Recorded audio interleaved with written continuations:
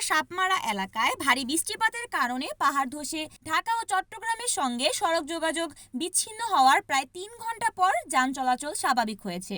মঙ্গলবার সকাল ৮টার দিকে সড়ক থেকে পাহাড় ধসের মাটি সরিয়ে যান চলাচল স্বাভাবিক করা হয়। মঙ্গলবার ভোর ৫টার দিকে পাহাড় ধসের ঘটনা ঘটে। সড়কের ওপর মাটি জমে থাকায় যানবাহন চলাচল বন্ধ হয়ে যায়।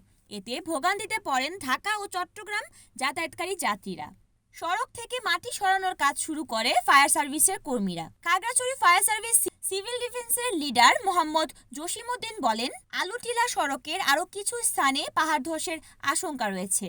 খাগড়াছড়িতে বৃষ্টি চলমান। অতিবৃষ্টি ও পাহাড়ি ঢলে জেলার নিচু এলাকাগুলো প্লাবিত হচ্ছে। বসতবাড়িতেও প্রবেশ করছে পানি। রিপোর্ট করেছেন খাগড়াছড়ির প্রতিনিধি বিপ্লব তালুকদার, NAN টিভি।